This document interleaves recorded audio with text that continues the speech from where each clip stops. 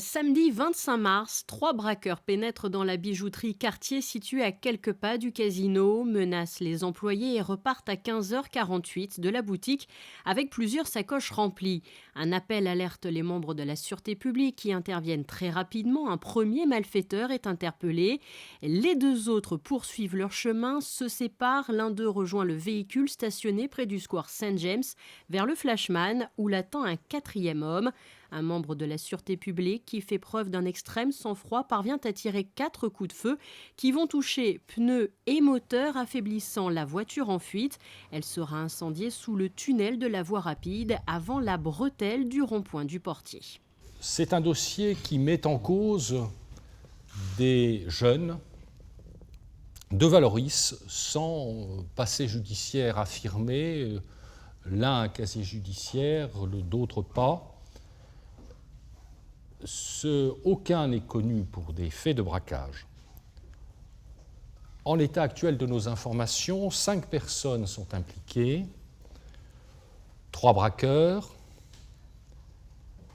un chauffeur, un quatrième homme sur lequel je dirai quelques mots dans un instant, ce qui ne veut pas dire que dans les jours ou les semaines qui viennent, d'autres personnes pourront être bien sûr impliquées.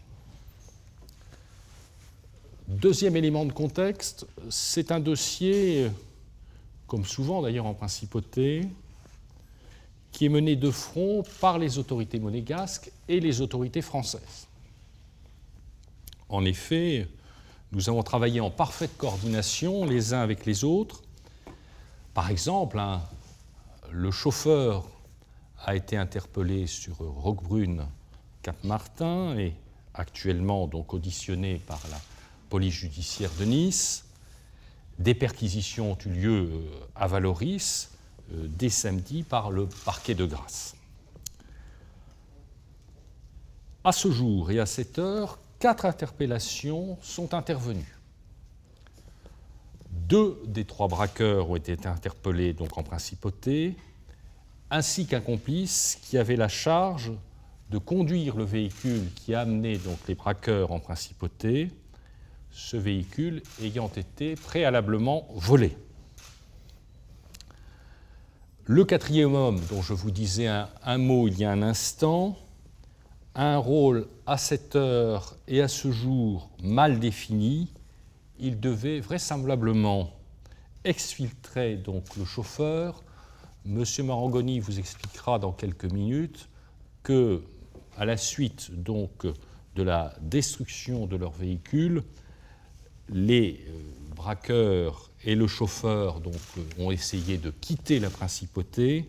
Il y a peu d'affaires, du moins je suis depuis 18 mois à Monaco, j'ai été longtemps un magistrat français, et donc il y a peu d'affaires dans le pays voisin qui se résolvent aussi facilement, dans d'aussi bonnes conditions. C'est lié aux moyens importants que la principauté met à disposition des services de police et aussi de la justice pour régler facilement ces problèmes, si vous voulez.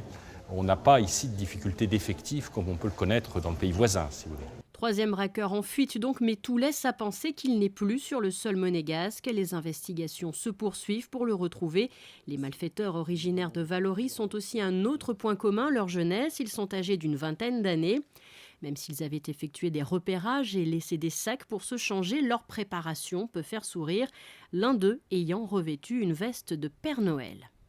Poursuivant nos recherches, nos investigations, et grâce à nos plans de sécurité, à 21h15, un deuxième individu correspondant aux diffusions de recherche est intercepté.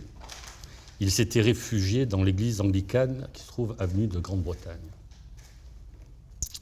Donc il est identifié, il prenait la fuite et nous l'avons intercepté. Sur cet individu, sur ses affaires, nous retrouvons également des bijoux volés. Un troisième individu est alors repéré sur le secteur balnéaire qui tente de prendre la fuite. À 22h15, après de nombreuses recherches, ce troisième individu est interpellé en territoire français sur la route menant au Beach Hotel. Il était caché dans des taillis. Et il a été identifié depuis, comme disait M. le procureur général, comme étant le chauffeur de l'expédition, le chauffeur de cette équipe. À 22h25, nous sommes toujours en opération de sécurité, nous filtrons toutes les frontières de la principauté et au carrefour Saint-Roman, nous procédons au contrôle d'une personne à bord d'un véhicule dont l'apparence et le comportement nous paraît suspect et nous vérifions et nous apercevons qu'il s'agit du frère d'un des mis en cause qui sans doute, mais là l'enquête le dira, venait sans doute essayer de récupérer son frère pour l'exfiltrer de la principauté. Donc il s'agissait de la 4e interpellation.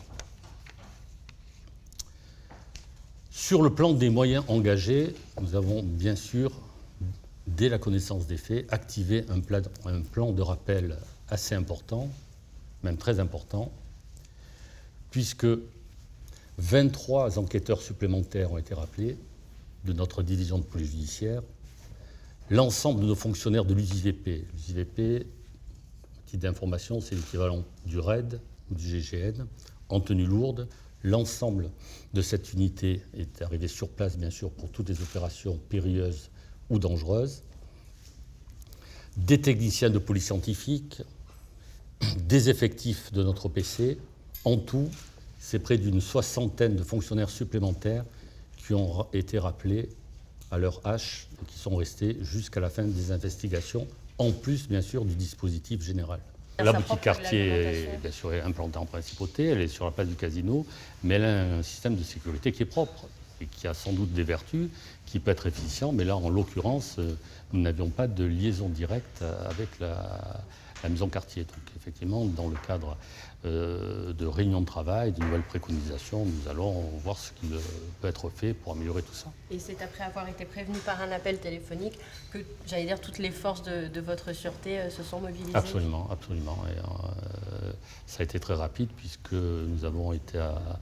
lorsque nous avons été appelés, 3 minutes après, les 3 malfaiteurs sortaient de la boutique. Donc ça a été extrêmement rapide. D'où aussi la difficulté de se mettre en place dans un laps de temps si court. Donc ça veut dire aussi que nous avons été réactifs. 3e braqueur toujours en fuite, donc, soit la 5e personne qu'il faut interpeller. Les 3 sacoches ont été retrouvées, la dernière en date, lundi matin. Tout est en cours d'estimation, mais pour le moment, tout laisse à penser que l'essentiel du butin a été récupéré. Les malfaiteurs, à Monaco et à Nice, ont été présentés lundi après-midi à des juges d'instruction.